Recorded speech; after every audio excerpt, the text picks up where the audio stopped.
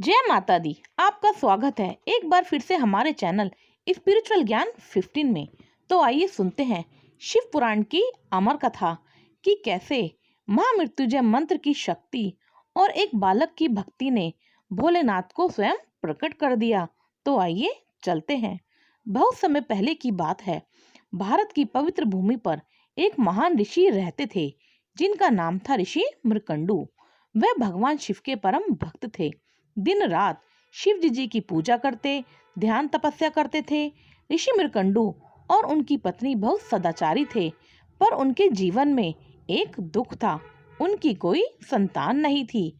उन्होंने वन में जाकर भगवान शिव की कठोर तपस्या की। कई वर्षों तक फल फूल खाकर, नदी के जल से जीवन बिताकर उन्होंने केवल एक ही प्रार्थना की, हे महादेव, हमें एक संतान प्रदान कीजिए जो आपकी सच्ची भक्त हो। उनकी तपस्या से प्रसन्न होकर भगवान शिव प्रसन्न हुए और साक्षात प्रकट होकर बोले, वत्स्य मृकंडू, मैं तुम्हें 2 वर देता हूँ। पहला, दीर्घायु पुत्र, लेकिन वह महान नहीं होगा। दूसरा, अल्पायु पुत्र, लेकिन वह अत्यंत गुणी और मेरा परम भक्त होगा। तुम जो चाहो चुन लो।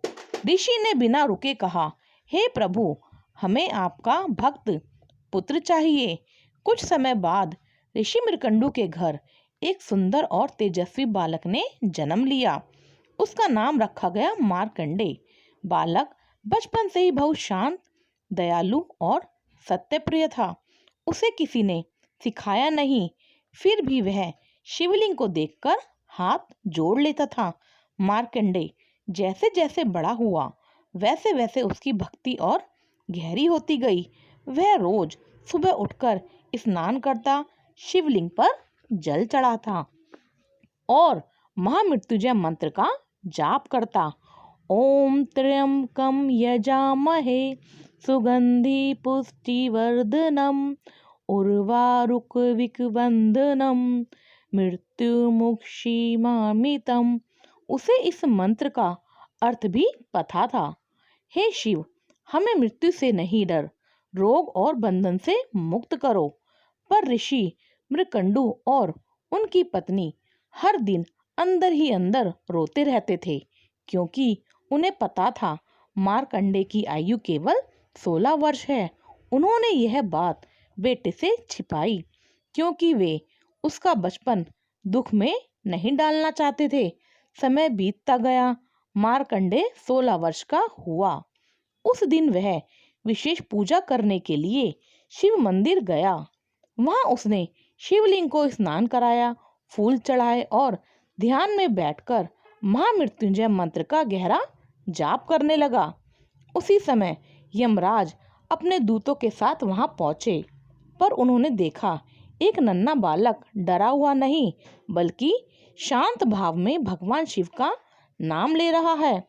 जब यमराज ने अपने पास बढ़ाया, मार्कंडे डरकर नहीं भागा।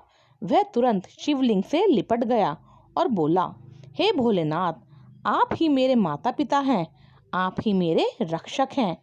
जैसे ही यमराज का पाश शिवलिंग को छू गया, आकाश गूंज उठा, धरती कांपने लगी और भगवान शिव प्रकट हुए। शिव जी ने क्रोधित होकर कहा, यमराज, यह मेरा भक्त है जो मेरा स्मरण करता है, उस पर मृत्यु का अधिकार नहीं। यमराज ने हाथ जोड़कर कहा, प्रभु, मैं तो आपके आदेश का पालन कर रहा था। महादेव बोले, मैं अपने भक्त की रक्षा करता हूँ। भगवान शिव ने मार्कंडे को वरदान दिया, तुम चिरंजीवी हो, तुम्हें कभी अकाल मृत्यु नहीं होगी। धर्मराज यमराज जी भी वापस लौट गए और बालक मार्कंडे ने अपनी भक्ति की शक्ति से अपना जीवन पुनः वापस पा लिया। बोलो जय भोलेनाथ की।